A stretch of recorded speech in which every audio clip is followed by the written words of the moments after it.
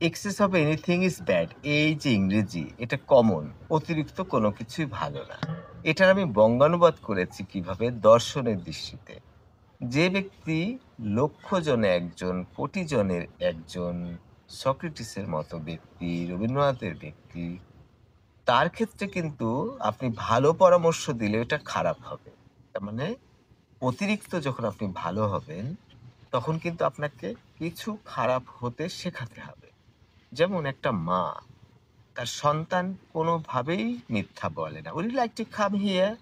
তখন বাচ্চা যখন খেলছে, তখন যদি সে বলে, "বাবা, তুমি কি আমার এখানে আসতে চাও?" তখন ছেলেটা যেহেতু অতি ভালো, সে বলবে যে, "না মা, আমি তো মজা করে খেলছি। এখন তো তোমার কাছে আমার যেতে ভালো লাগছে না।"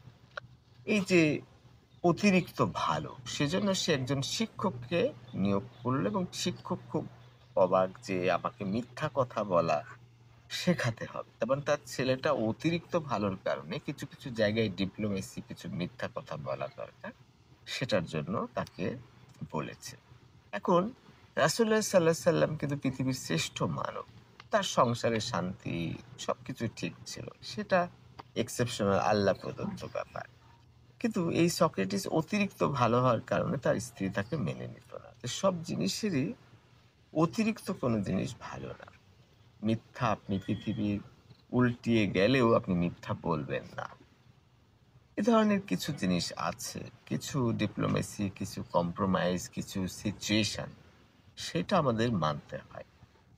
যে কোনোদিন ঝগড়া করে না, তার স্ত্রী যতই গালাগালি করুক বা স্বামী যতই গালাগালি করুক, সেই স্ত্রী কখনোই প্রতিবাদ করে না। সেটাও ভালো না।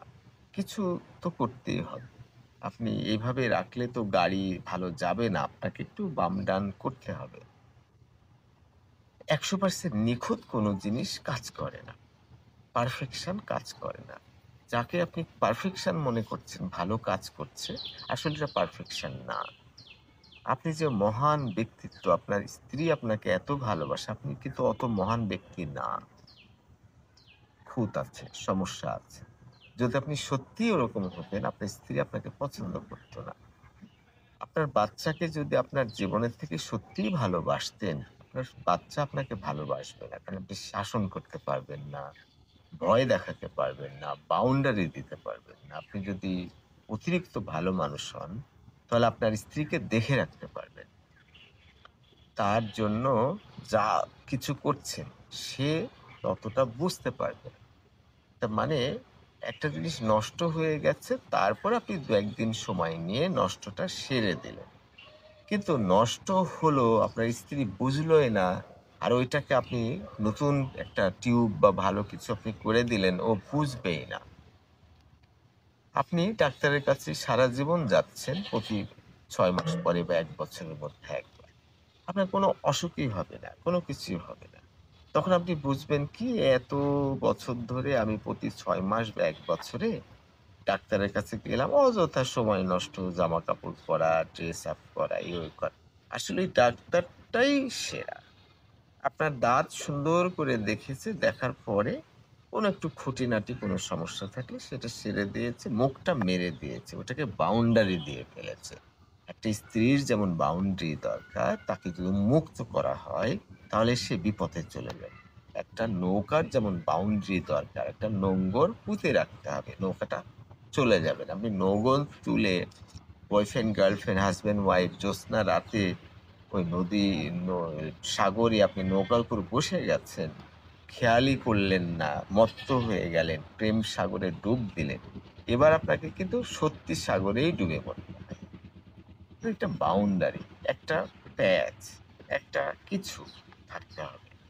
যে access of anything is bad কথাটার বঙ্গানুবাদ করেছি যে, যে অতিরিক্ত ভালো, যে লক্ষ জনে একজন, যে কোটি জনে একজন এত ভালো, তাকে আপনার কিছু খারাপ পরামর্শ দিতে হবে। "এই তুমি একদমই রাগো না কেন? তোমার এই অন্যায়টা করতে হবে। তুমি কেন স্ত্রীকে বা তোমার স্বামীকে কখনোই কোনো ব্যাপারে প্রতিবাদ করো না? তোমাকে এত ভালো হতে হবে না।" তোমার মাঝে, মাঝে একটু খুনসুটি, একটু সমস্যা, একটু অভিযোগ, এগুলো থাকতে হবে। তাহলে সাপ এমন অবস্থা, যাকে দেখে তাকেই ফুস তুলে। তখন নবী একজন যাচ্ছেন। কি ব্যাপার?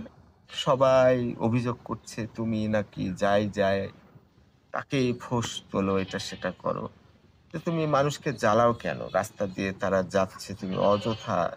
তো বলে, "হুজুর আমি একটু ফোঁস-ফাঁস করি, ওদের কামড়ায় না। ওরা আবার আমাকে ডিস্টার্ব করতে পারে, মারতে পারে। এসব কারণে আমি টুকটাক করি। তো তুমি মানুষকে কষ্ট দিও।" এবার সাপ ১০০% সাধু হয়ে গেল। যেই যায় সে একটা ঢিল মারে, একটা লাথি মারে, একটা লাঠির বাড়ি মারে। তার মানে সাপ তো কামড়াবে না, সবাই জেনে ফেলেছে। এই যে অতিরিক্ত ভালো যখন সাপ হলো, তখন তার কিন্তু শরীরটা ক্ষত-বিক্ষত হলো। পরে যখন সে নবী ফেরার পথে গল্পের কথা বলছি, সে দেখে যে এই অবস্থা। তখন বলছে এই যে, "আমি তো সাইলেন্ট হয়ে গেছে, আমাকে মারে ধরে।" তখন সে ব্যক্তি বা নবী তাকে বলেছে যে, "তুমি না মারো, তুমি কামড়াবা না, বেশি ডিস্টার্ব করবা না। একটু আধটু তো ফোঁস-ফাঁস করবা। একেবারেই 0 হলে চলবে। একটু ফোঁস-ফাঁস করতে হবে, একটু সমস্যা করতে হবে।" সেই ব্যক্তিগুলো, যে ব্যক্তির সমস্যা চলছে কেন? কারণ সে অতিরিক্ত ভালো বলে। এখন তাকে যদি আপনি বলেন, "তুমি ভালো হও, ভালো হও, ভালো হও," তাহলে সমস্যা আছে। তাকে বলতে হবে, "তুমি এত ভালো কেন? এত অতিরিক্ত ভালো কেন? তোমার স্ত্রী তো এভাবে বুঝবে না, তোমার স্বামী তো এভাবে বুঝবে না।" তাকে খারাপ পরামর্শ দিতে হবে। তাহলে যে লক্ষ জনে একজন, কোটি জনে একজন, তাকে খারাপ পরামর্শই দিতে হবে। যে তুমি অতিরিক্ত ভালো, এটা অ্যাকসেপ্টেবল না।